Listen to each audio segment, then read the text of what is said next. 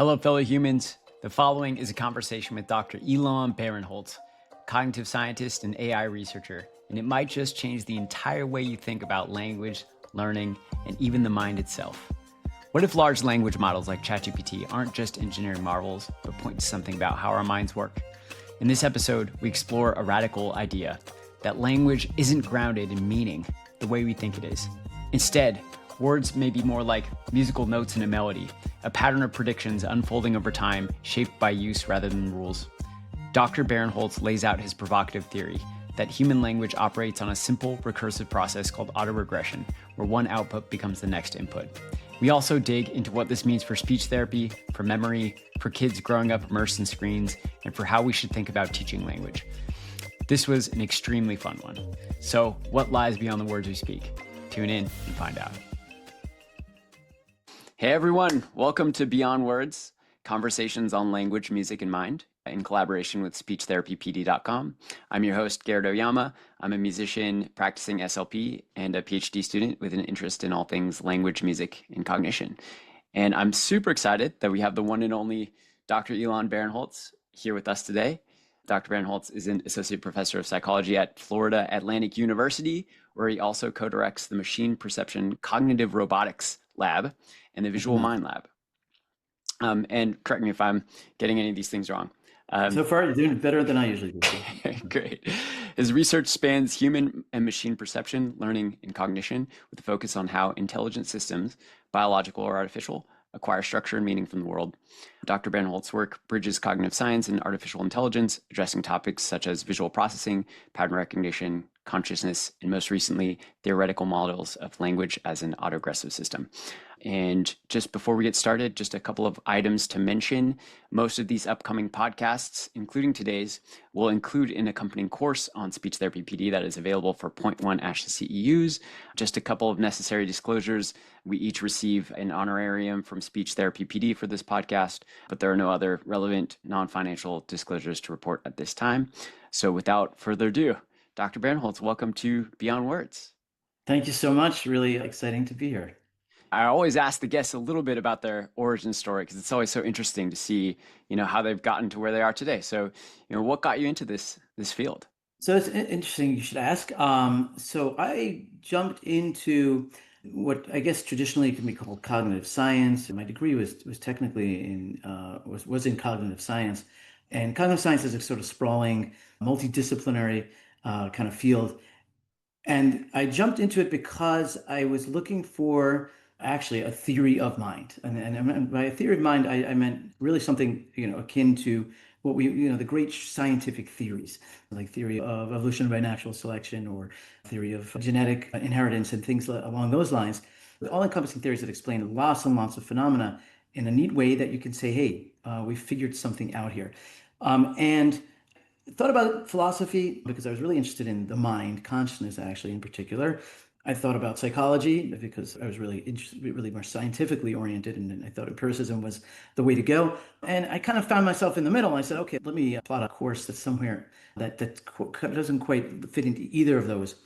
And I spent the past, couple of decades or more, actually, sort of ensconced in this fairly nebulous kind of state between theorizing about the mind and then doing empirical experimentation and computational experimentation to try to understand what all this data meant. And frankly, I was deeply disappointed, both in my own research. It wasn't so much that I didn't feel like I performed as I was hoping, but really because the field itself, in some ways, really was casting about without a real clear direction. This phenomena, collecting lots and lots of data with some computational modeling here and there to try to usually to capture sort of low-level processes, physiological processes, or maybe very high level like Bayesian, trying to capture all the fact that we incorporate information, in a kind of robust way and things like that. But nothing that I would have actually called a true theory. And so I had actually, to some extent, resigned myself to the fact that, no, I guess we're not really going to get anywhere, or at least I'm not personally going to get anywhere in my ultimate goals. And then AI dropped. And I had been following this for a long time. I spent a lot of time in graduate school being told that, that neural networks weren't going to really work. It was called connectionism at the time. And I largely believe this to some extent. I just kind of wrote it off. But somewhere around 2012, between 2012 and 2015, neural networks started to do the things that we called cognition. At least visual recognition, visual cognition started to really get solved. They could do things like labeling, identifying objects and things like that, and then maybe also navigation and things along those lines. And this was of great interest to me. I basically reoriented and said, hey, I need to start focusing on this. This looks like it has the germ of a theoretical framework because a neural network is a mathematical framework that says, input, output, here's a function. Maybe it's a way of actually modeling the brain. And then large language models dropped, so about 3-4 years ago. And this blew my mind, blew a lot of people's minds, but mine in particular. For me, this was kind of like, oh, it was beyond just saying, hey, we have, something that mimics or simulates aspects that we're trying to model of cognition. But there was a deeper insight here, this autoregression thing that really, really woke me up. And I describe it as an epiphany that the recipe for cognition might actually be inherent in this particular algorithmic approach of having a function, take some input, produce an output, take that output, put it back into the input, and then feed it through itself. And it basically captures so much and so deeply sort of the basic intuitions we have about what the mind really is. To the point where now I think it's no longer even believe it's just the theory of language, which I do believe. I think it's exactly how we do language to a large extent, but probably a theory of the mind more broadly, which means I've come full circle. In some mysterious, haphazard way, I ended up finding exactly what I set out to do.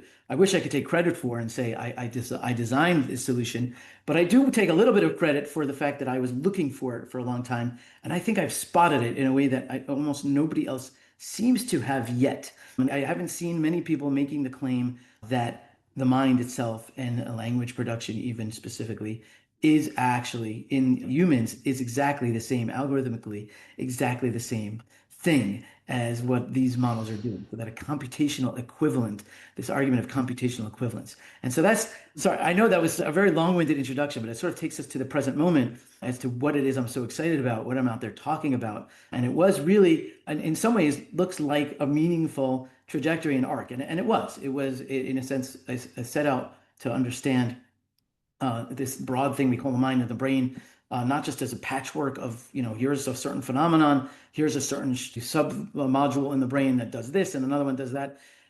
What I think is going on is that we now have a framework to understand what the system is doing, the same way we understand the heart, what its function is, and the way we understand, the liver, what its function is in conjunction with other organs, but each one has its own function. I think we now may have a framework for understanding the brain and what its function is. I mean, it doesn't just mean to think and to behave intelligently, but now it's at a more concrete level. It's like the brain, the heart keeps us alive, sure, but it does it through a process of applying kind of dynamics to hemodynamics and and so that it pumps blood and blah blah blah. Same thing with the brain. It's doing this kind of predictive process, this generative process, taking in inputs, producing outputs, and then feeding them back into themselves. So that's sort of the whole story in a nutshell of kind of where I ended up really kind of focusing very, very strongly on this kind of specific aspect of artificial intelligence, particularly language, and how I think this ties into the broader concept of behavior, cognition, whatever you want to call it.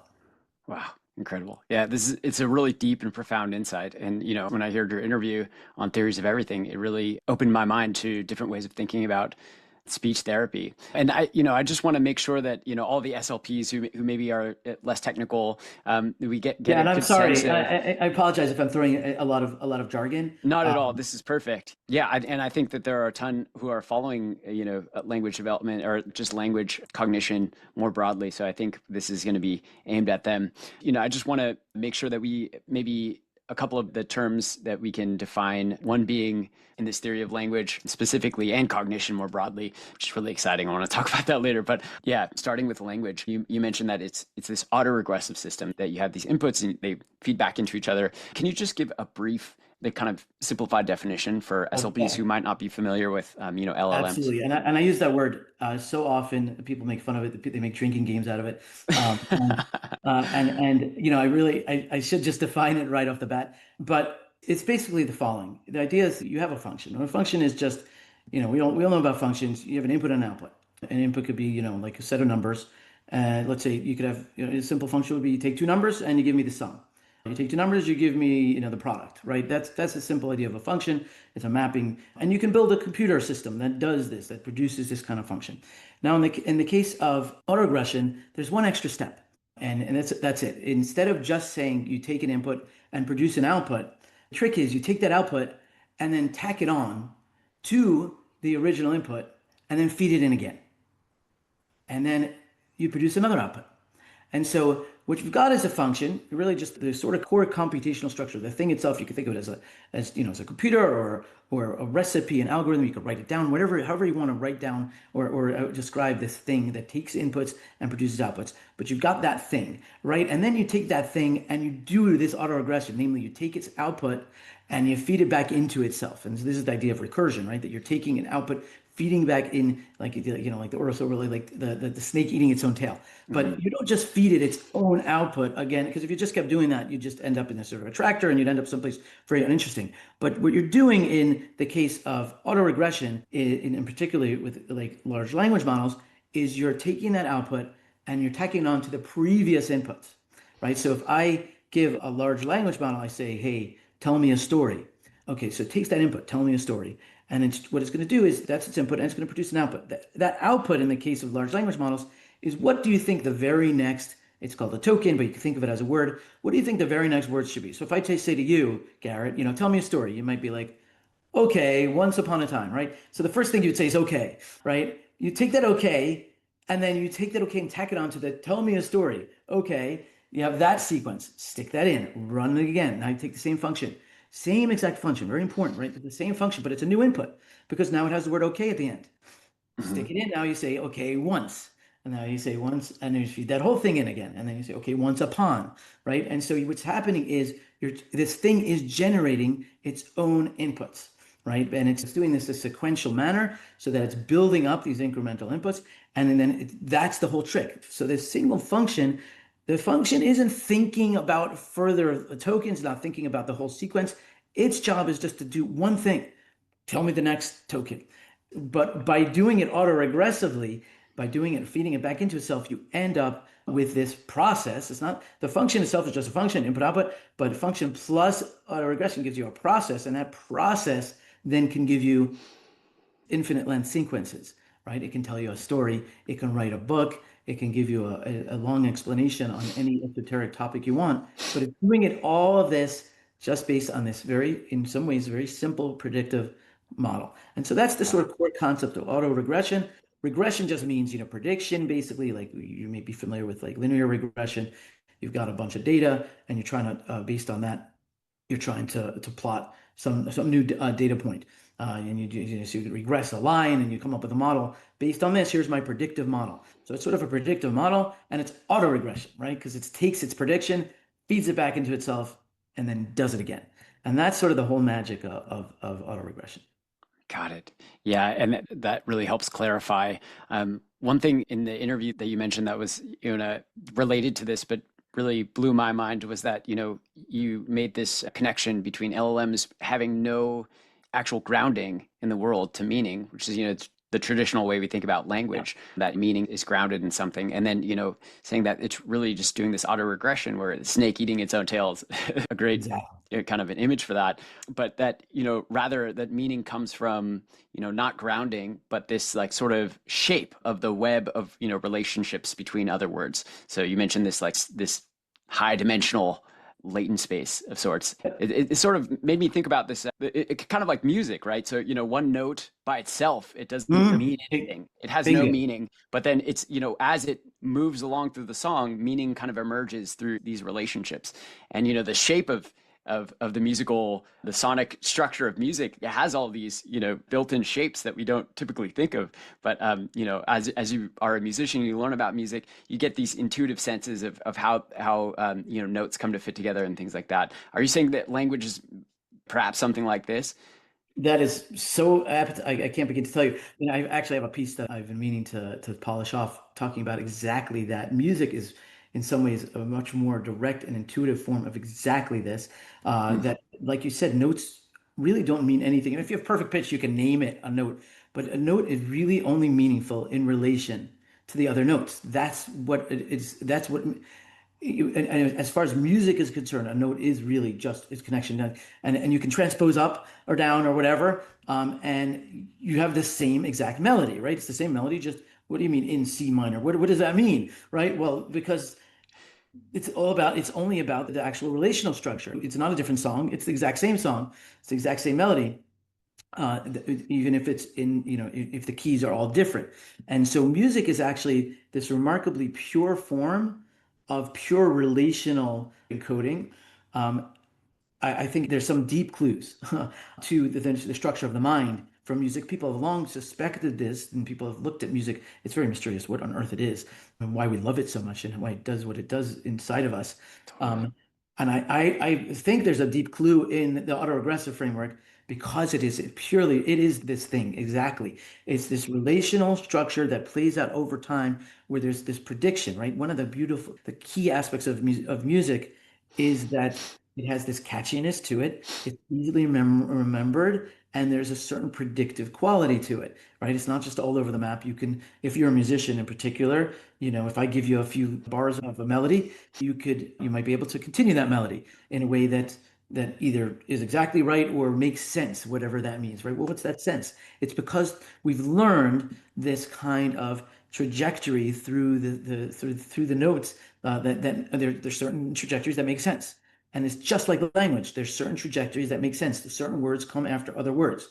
And it's that relational structure that we end up learning when we learn how to speak and when we learn how to talk, when we learn how to understand. And so I think music is a very, very apt example. It's not even a metaphor.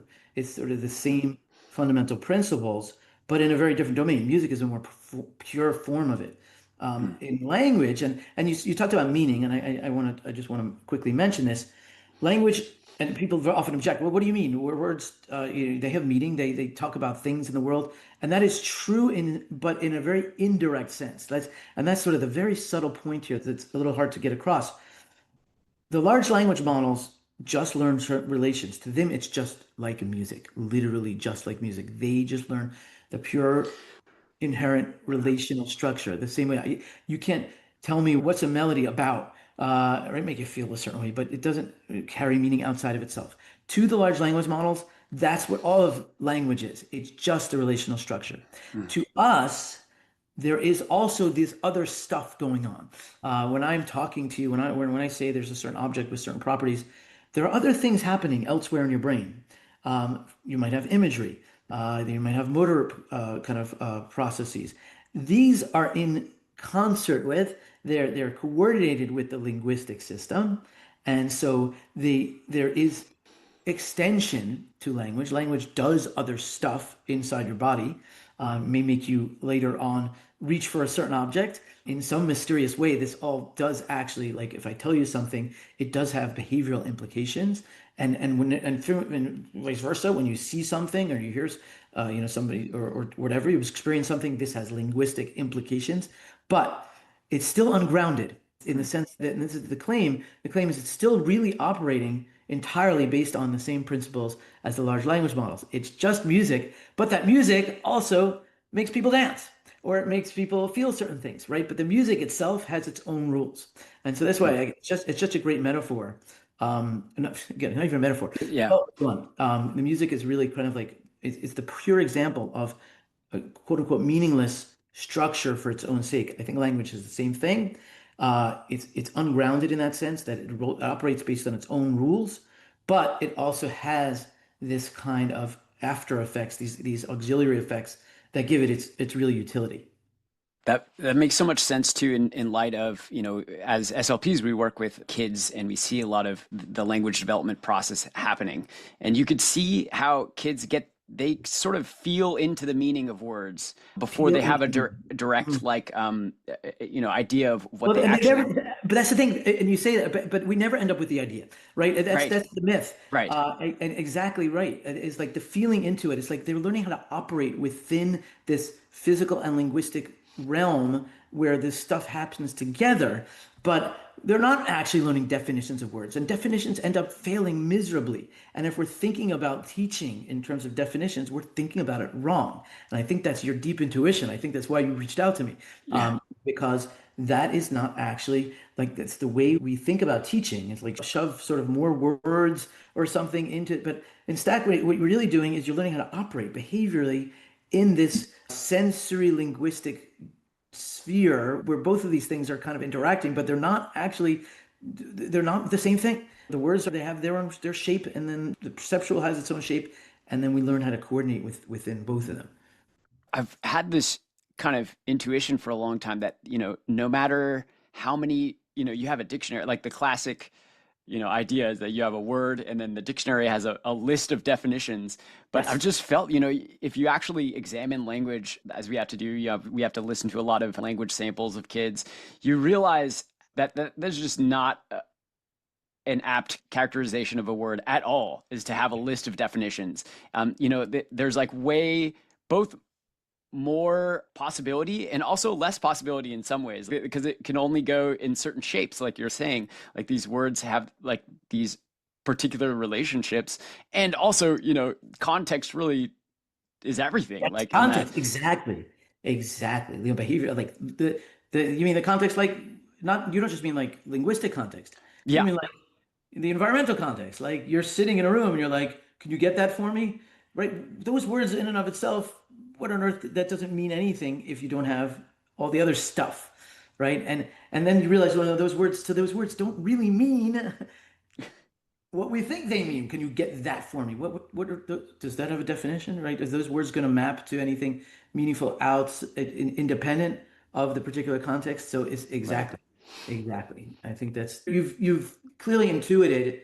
I think as a clinician, the strong limitations of sort of the classical way of thinking about language, and I don't know to what extent that it's helping you to formulate interventions, but I'm dying to hear about that, honestly. Well, I think for probably most clinicians now, at least the ones I work with, the traditional, like you teach this card and then, they learn that apple, that like this picture of an apple is an apple. It just doesn't really work because sometimes you can teach a kid, um, it's so funny.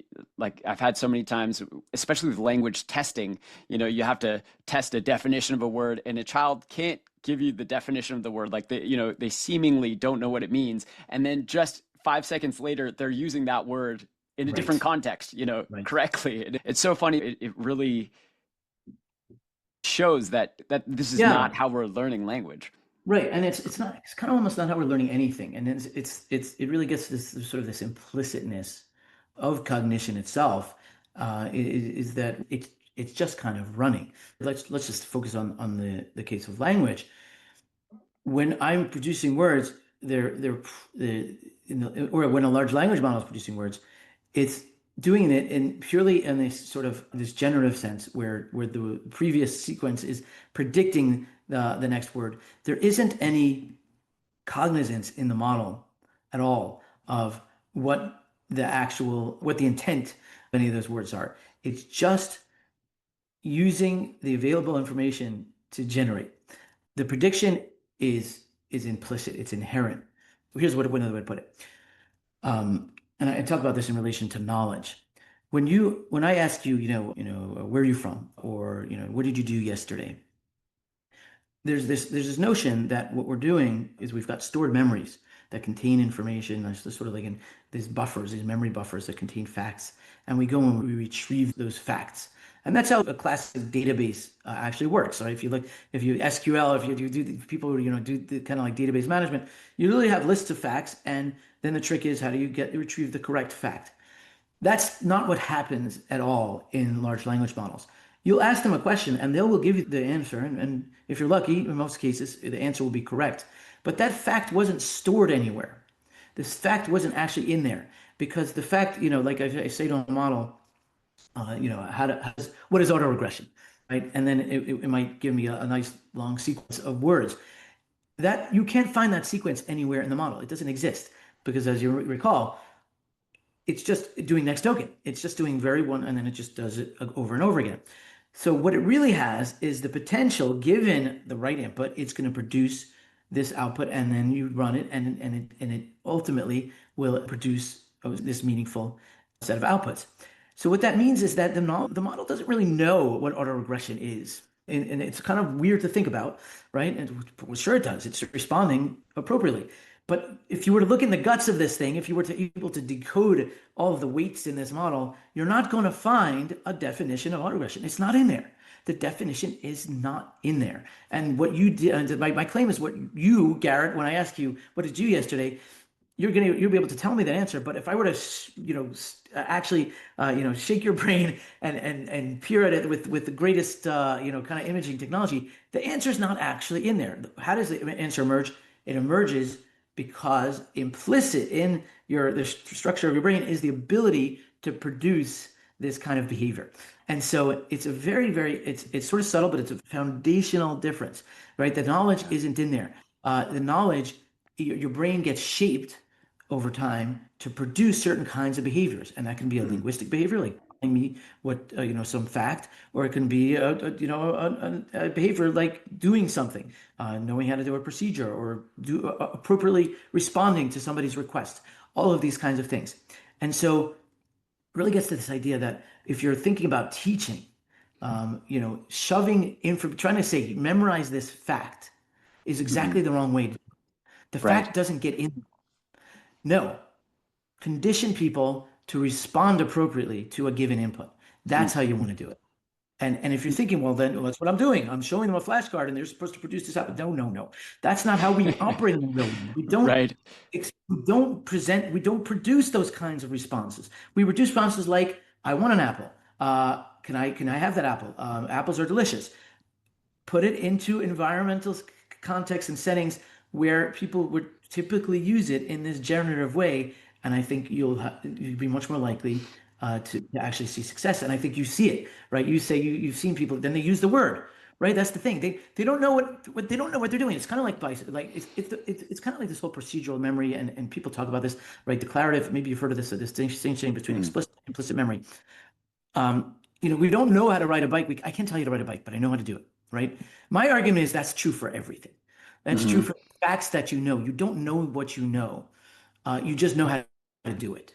You know how to talk about your life. You know how to talk about speech therapy. You know how to talk about these things, but you don't really know what you know because you don't store these facts. You're conditioned over the course of learning to be able to talk about these things sensibly. And so it's to produce these behaviors. Yeah, that's such a paradigm shifting way of thinking about it. And intuitively it feels so correct. Like as a musician, when I'm playing jazz, for example, like the reason that I can play jazz is that because I have some, this intuitive sense of, the shape of how things are going. I'm never like nothing I play in jazz. Well, maybe there's certain little chunks that I use over and over again, but like all of that is flexibly being produced. I talked recently to Dr. Jenny Safran. I don't know if you've heard of her. Yeah, sure. Yeah, she did the statistical learning she's cited all over in my upcoming paper. Quick. Cool. Yeah, just a quick self-promote. I have this paper I'm going to be putting out archive first. Archive was like it's going like a preprint before peer review, but it's got a big section on in Safran's kind of work about statistical learning in infant. So cool. And if you're intuiting. You want to do a PhD? You want to do a PhD with me? You're fantastic. But yes, so go on. I'm sorry, I didn't mean to interrupt. No, that's so cool. That's so exciting. Yeah. So she was talking about the statistical properties of these syllable boundaries, and I was just thinking as you were talking, like thinking of kind of language learning as this sort of higher dimensional statistical inference. So like you're kind of learning the shape of these dependencies. Like she's talking about very small. As you're learning, you can learn one, phonetic boundary, even just like here to there. But once you scale it up, you're kind of learning statistical regularities across this entire, and it's hard for me to, it's hard to think about like this high dimensional space, but, that the space that includes in language, syntax and prosody and emotion and context and all these things that we might not think about. It kind of suggests that there are like, all of these hidden dimensions of language. Do you have a sense of like, what they might be, or how many there might be, or Gosh, so there's something both beautiful and sort of brutally disappointing in some ways when you really get down to the guts of what is going on in these large language models. And when I say disappointing, not because it's not incredibly rich, in some ways it's ineffably rich. And what I mean by that is that you can actually make it very concrete. When you actually get down to what's going on, each word, I use this term token, and the tokenization process is you basically take your big corpus. You've got a lot of words that get repeated and stuff, and you're turning each one of those words into a vector, which is just a list of numbers, right? It's just a string of numbers, and then you take those strings of numbers and over the course of learning, it's called embedding. You then take those words, you kind of expand them into a higher dimensional space. But all that really means in at a concrete level is that each one is going to get represented as just an even bigger number. And one way to think about that is each number is just you can think of it as like a location in a space. So let's say you have a two-dimensional space, right? So you have the x and y axis. So if I give you two numbers, I say 3 comma 7, that's this point in the space, and 1 comma 2, that's this point in the space. And we could talk about how close together those are. Now, each that's two dimensions. That's just and it's demystifying, right? It's just two dimensions. What dimensions are these fancy things? It's just like how many addresses, right? If you have two dimensions, then it gives you two-dimensional space. Now just scale it up to 100,000 or a million dimensions.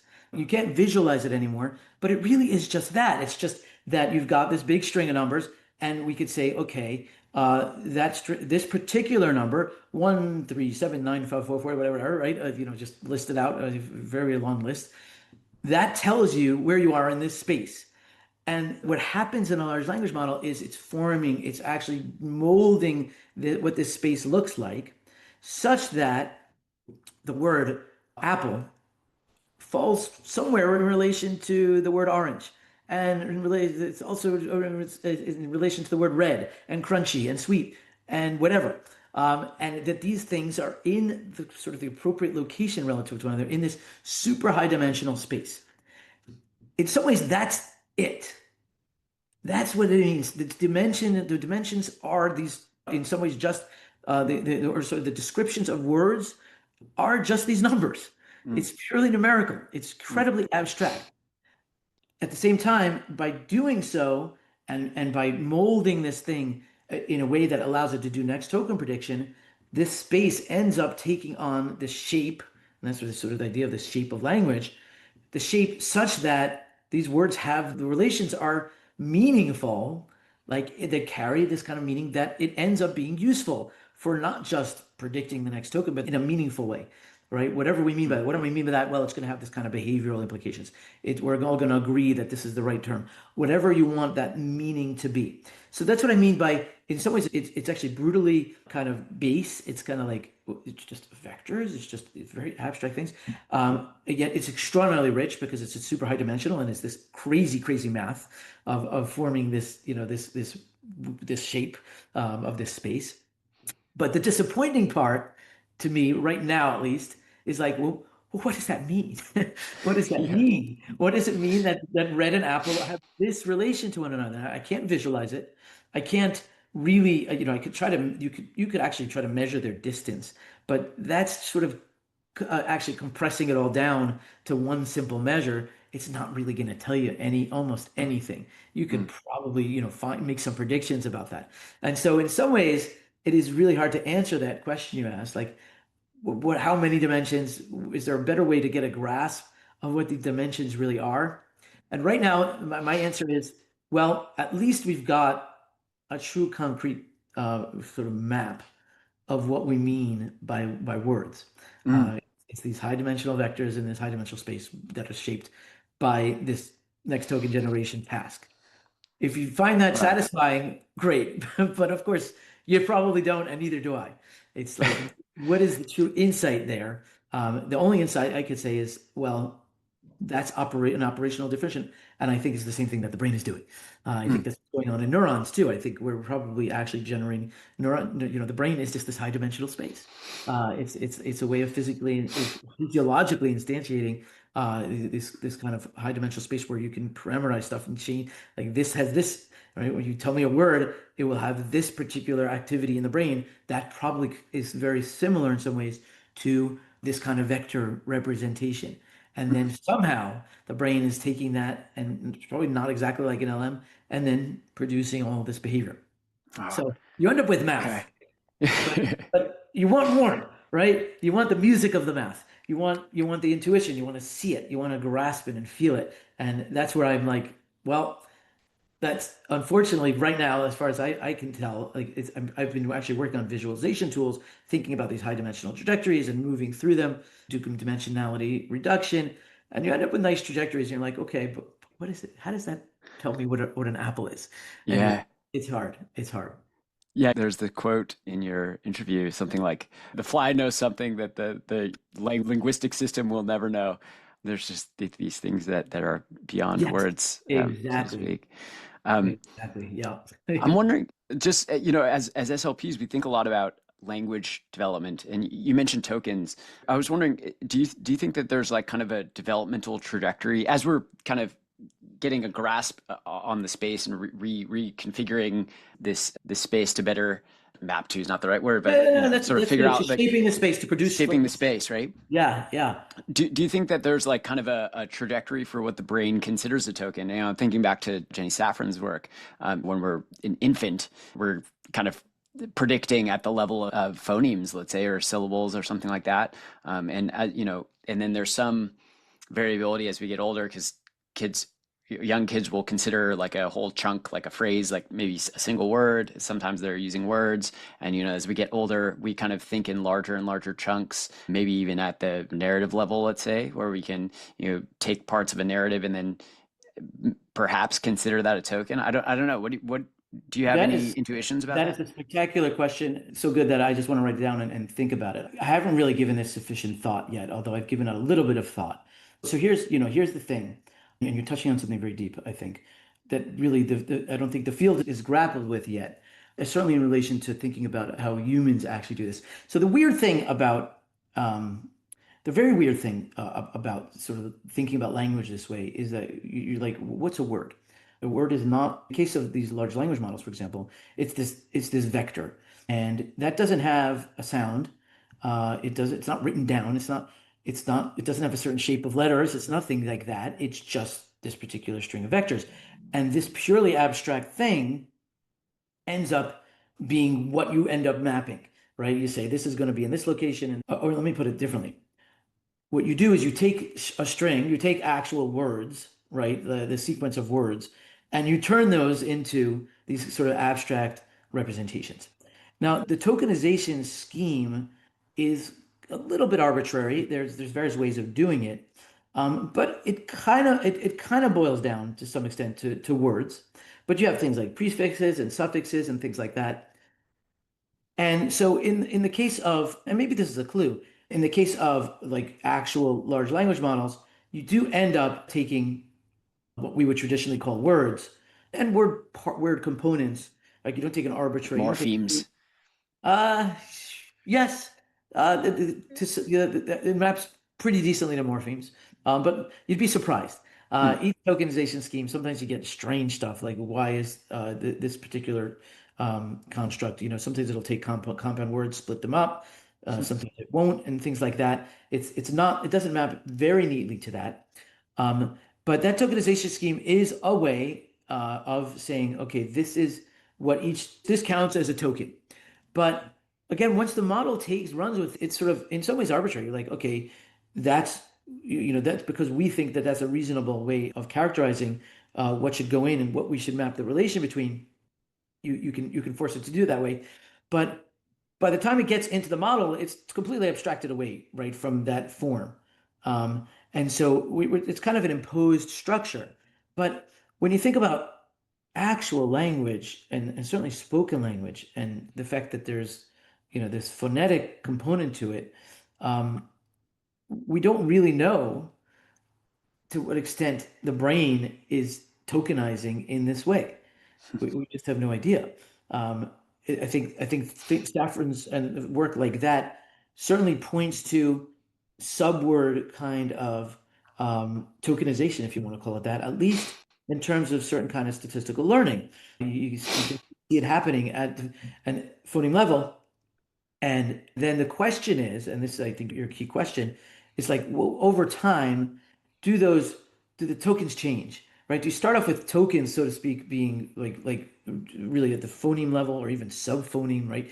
It depends how thin you want to slice it. And then over time, you end up doing a retokenization, where it's now a word level, but then maybe phrase level, right?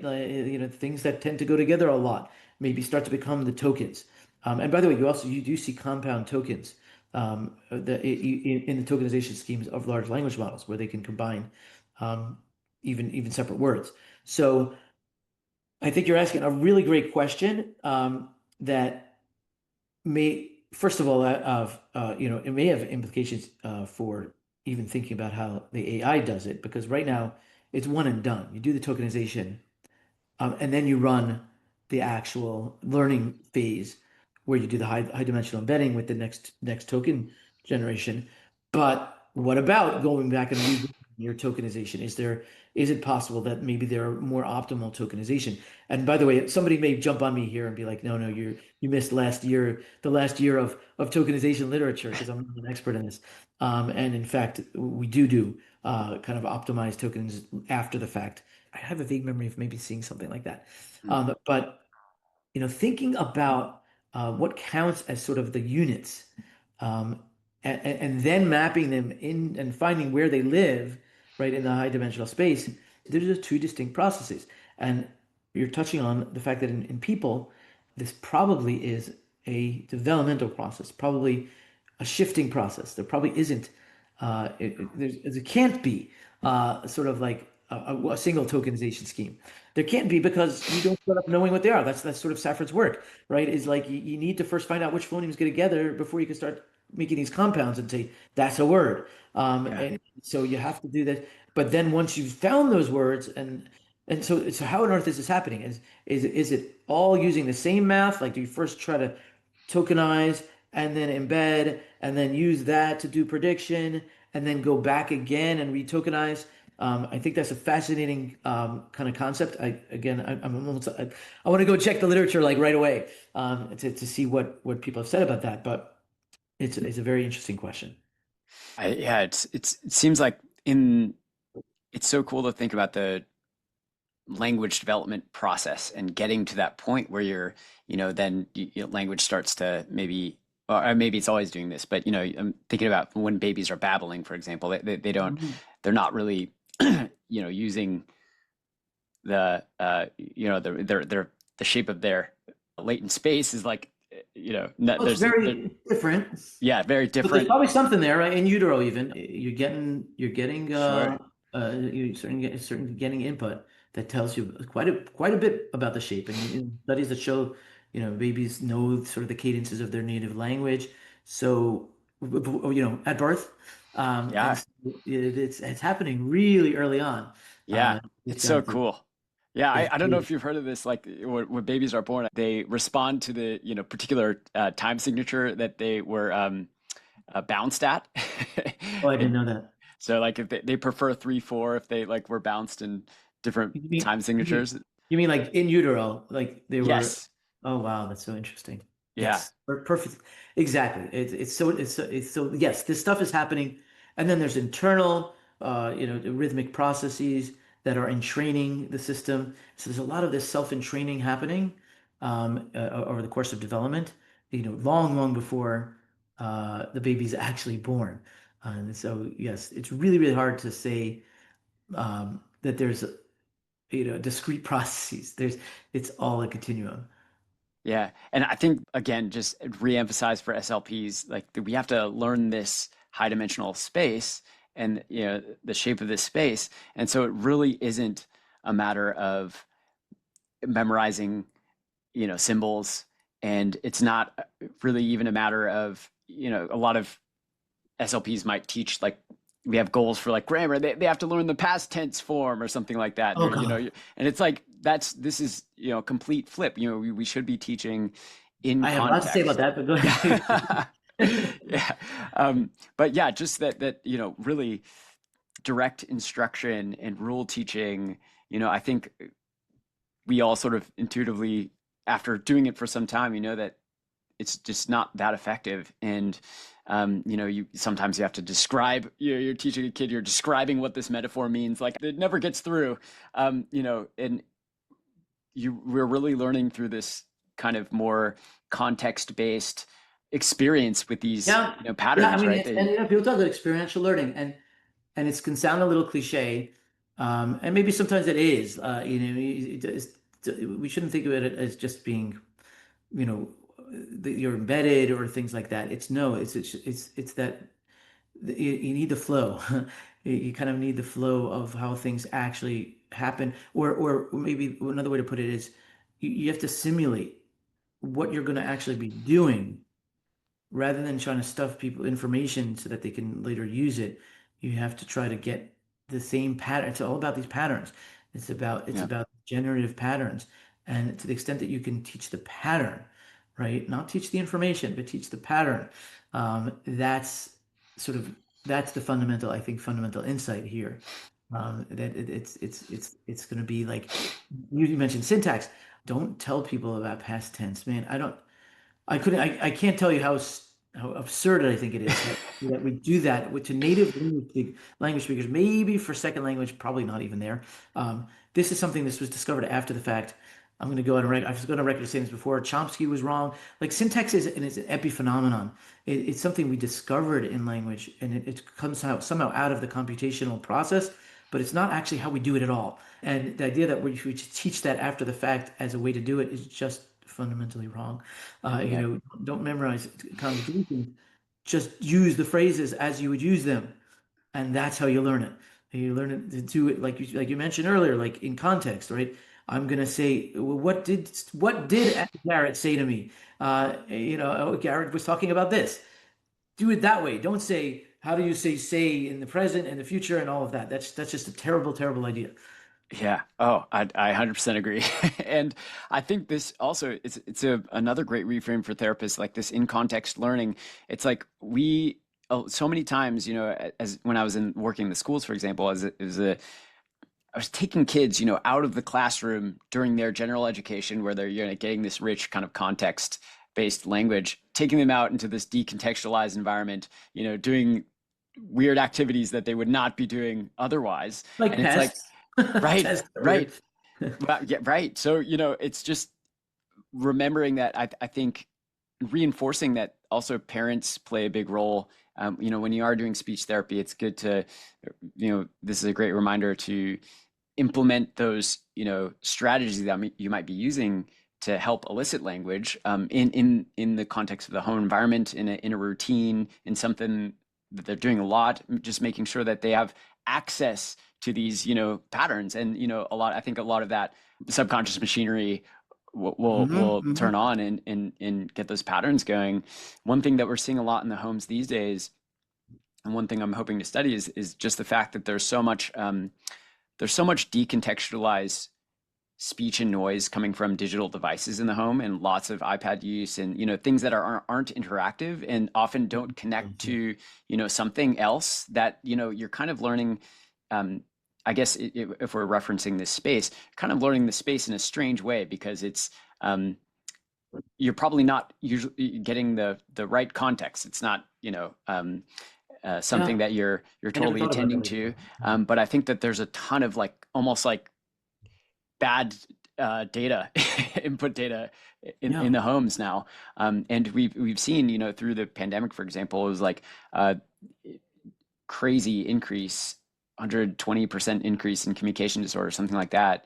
I'll have to check the numbers again, but it's like more than doubled, I think, and it's just been on the rise since we've had more access to devices in the home. Not to say that, it's necessarily causation, but I think that Right. there's something Huh. something there.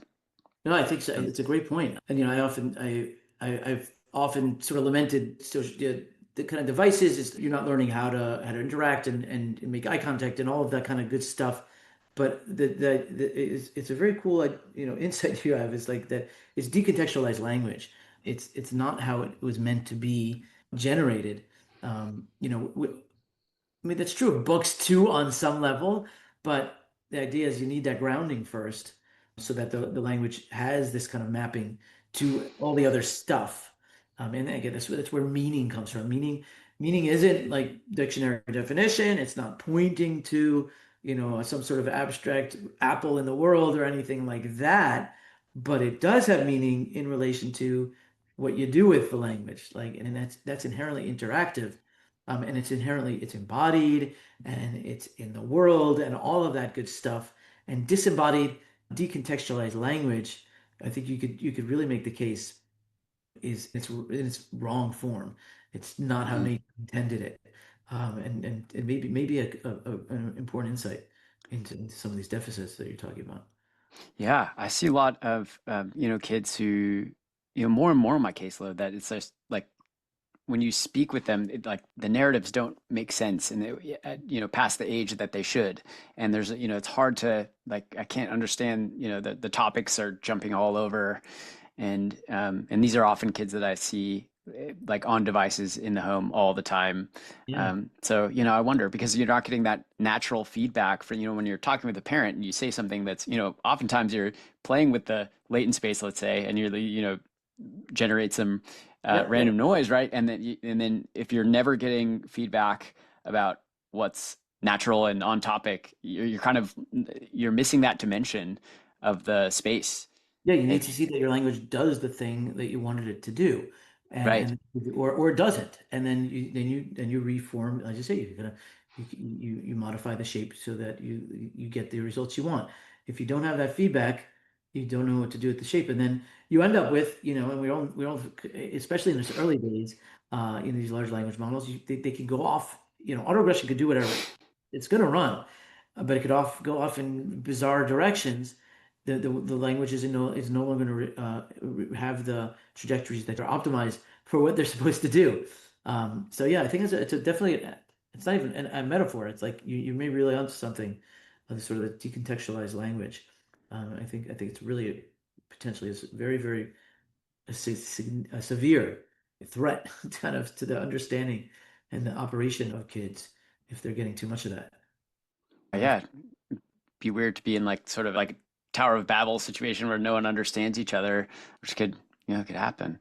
Um, Yeah, I'm wondering, just a couple more questions. Do you think that there are things that outside of autoregression in your theory that may constrain language? Like I was thinking about, maybe emotion and affect as sort of maybe something that signals like a modulation, maybe the path of the autoregression, something outside of the snake eating its tail that in, absolutely. Yes. cool. Yeah. I mean, and so this is something that I try to get across, but I don't necessarily do the best job of it, which is although language operates, the argument is that language operates entirely based on its own inherent structure. There are other factors that act kind of like I call it like a prompt injection. So I'm in an environment, all right, a visual environment. That perceptual environment is going to it's going to cue my language. It's kind of like in an LM. Let's say I type into my ChatGPT. I am sitting in a room. I'm looking at a screen. I'm talking to Garrett. These are all the situations that I'm getting, maybe non-linguistically, but then end up injecting of this is a term that's actually used in the community, prompt injection. They end up in the linguistic stream. And so affect, mood, and these kinds of things. It's actually, I was doing some modeling with this. It's something that I have to get back to. But you can inject something like you're in a sad mood, or the user is in a sad mood, and it's going to impact the trajectory. It's going to impact the trajectory in a linguistic way, right? So that's the weird thing to think about is that the large language model has no idea what affect really is. It doesn't feel sad, but it knows what to do linguistically when you tell it linguistically, you're sad, right? And so Yeah. I think that from a standpoint of thinking about one of my graduate students actually is working on something quite similar in relation to sort of extra linguistic kinds of and not mood per se, but other extra linguistic kind of things that can impact the linguistic generation. And so, yes, there's a myriad of them, right? And I mentioned before that the language can certainly impact, like I can tell you to do something, and or somebody something, and it'll impact their behavior, right? It goes outside of language and jumps into their muscles, right? It's making them do things. But as I pointed out, it goes both ways. There's all kinds of other stuff that's going on in our body, perceptual, affect, hormonal, digestive, you name it, that are going to impact the linguistic trajectory. And so the key insight, though, is that, again, according to my claim, is that it's still running on the same next token prediction, purely linguistic internally. It doesn't know about anything. The linguistic system has no computational, there's no direct representation of those body states. They have to be turned into a linguistic description in some form. But then once they do that, that will definitely guide the trajectory. So you certainly can have lots and lots of stuff that it's not just a snake eating its tail, or if it is a snake eating its tail, it's potentially something nudging its tail into its mouth in a different direction. If you want to, we've gone too far with this metaphor. Yeah. This is just something that popped up for me. Have you heard of this like neuropathological research where I think I read this in Ian McGilchrist's work where it's like, the right hemisphere is offline and the language system, ostensibly it's just the language system that's running.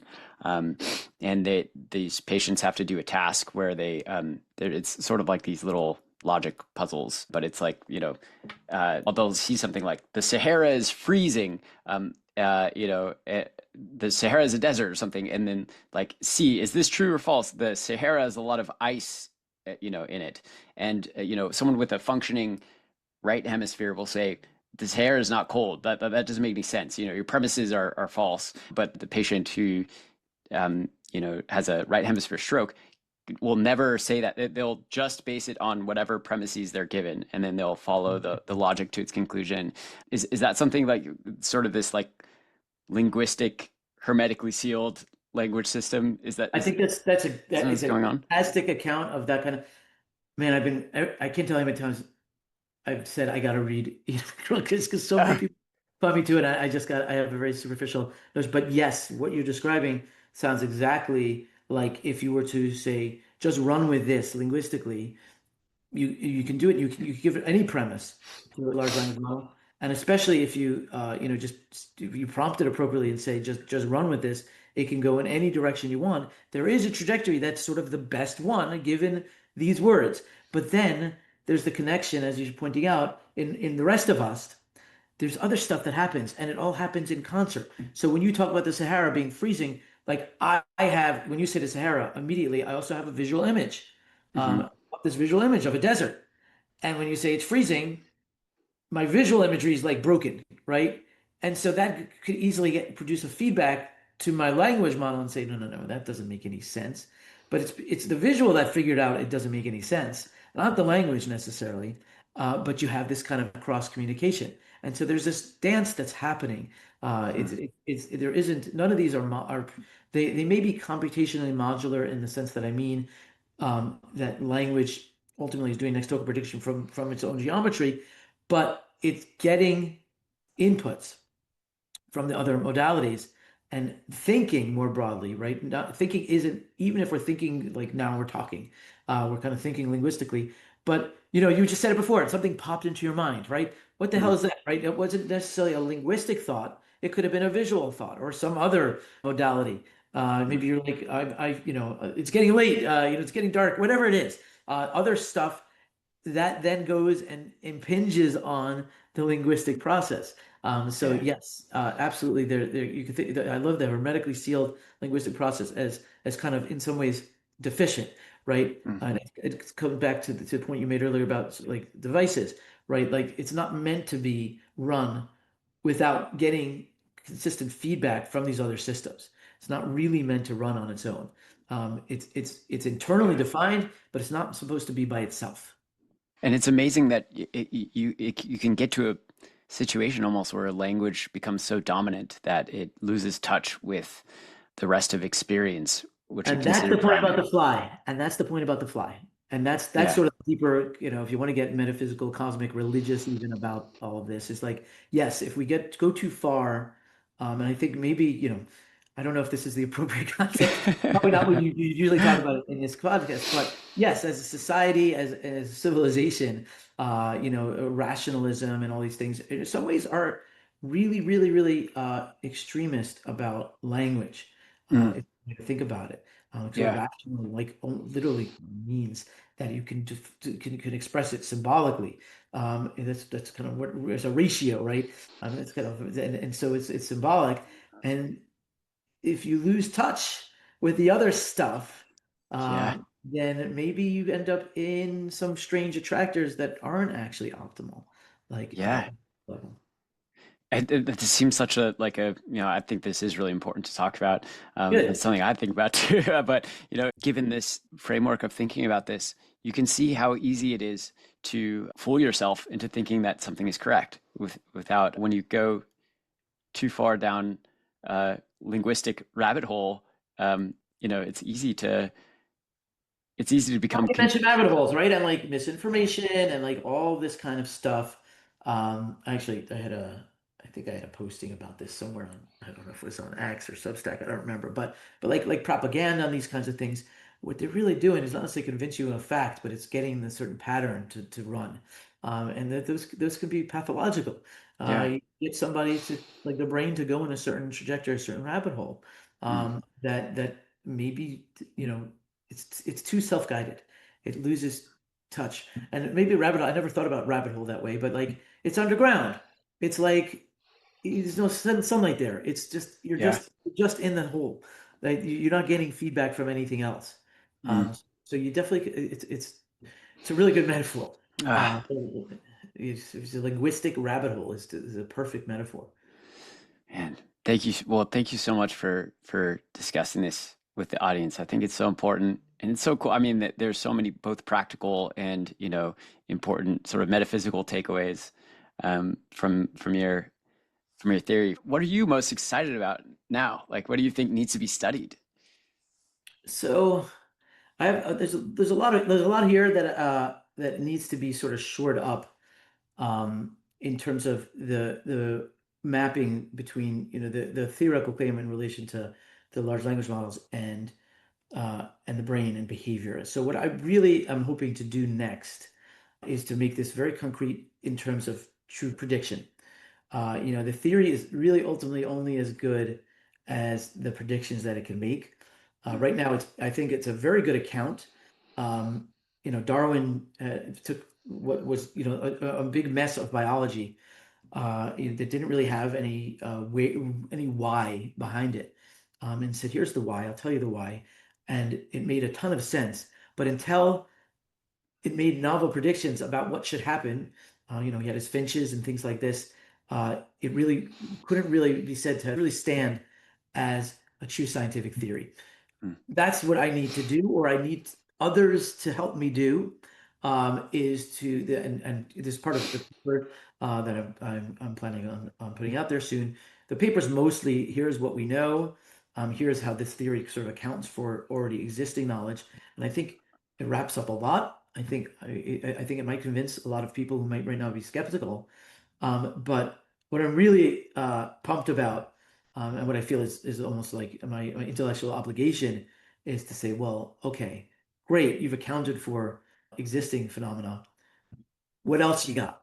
What novel predictions does this make that we didn't have before? And I've been thinking a lot about, and it's a longer conversation, but a lot about my account, and this is in the paper. All this leads to a completely different idea of what memory is, and certainly short-term memory, what's commonly referred to as working memory in cognitive psychology. This is a different account. It has to do with basically memory isn't storage and retrieval. It's that what you've talked about in the past is, or what we've recently discussed is guiding generation. It's guided generation. And I think that a mathematical equation of this kind of decaying guided generation is going to lead to very different predictions. Um, and related very much to the things we've been talking about, not memorization tasks. This is foolishness. The way we've been studying memory is wrong. It's just like the way people are teaching is wrong in the context that we've discussed. People don't memorize sequences of things to regurgitate. We have to be thinking in terms of how does what you and I have been talking in the last 10 seconds, how is that guiding what I'm saying now? How about a minute ago? How about 10 minutes ago? So I think what I'm really excited about is a crystallization of a sort of mathematical formulation that we can now capture in terms of the guided generation. So I think that I'm hopeful I'm going to be able to make some novel predictions that we can capture in a new way of studying behavior, frankly, a new way of studying memory behavior as guided generation rather than retrieval. And then if that holds up, lo and behold, we have a completely different predictive framework. And by the way, that'll help us, of course, to think about things like pathology.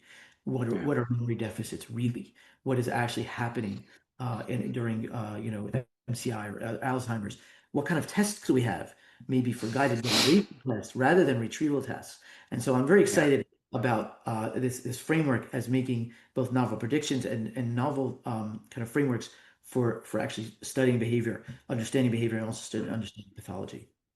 Well, yeah, I'd love to help in any way I can with, intervention and diagnosis. I feel like that might be, something that could really, really change a lot of things for clinicians and for patients to make treatment more effective. And yeah, I think That's that's awesome. really I'll exciting. hold you to it. I Beautiful. would love to be in touch about that. Awesome. Well, thank you so much, Dr. Barenholtz. You're really an inspiration, and thank you for just revealing an important part of the mystery that lies beyond the words we speak. If any people want to get involved, is there a place they can find you? Oh, you can Um, easily find my email address. I'm out, Elan Barenholtz. I don't believe there's another Elan Barenholtz. We talk about this, those specific points in space and namespace. I got my unique little point. Elan nice. Barenholtz. You can find me. But if you want to, I'm also on Twitter on X. You can find me there. You can find me on Substack also, and respond to if you want to see some of my writings, sort of more general writings, not academic. Um, I mean, well, they're academic, but you know what I mean. Not in jargony journal kind of language. But yeah, send me an email. Easy to find, and I'd love to hear from people who are taking these ideas maybe to some of their next logical conclusions. That would be utterly thrilling to me. Fantastic. All right, everyone. Take care, stay curious, and hope to see you in the next episode.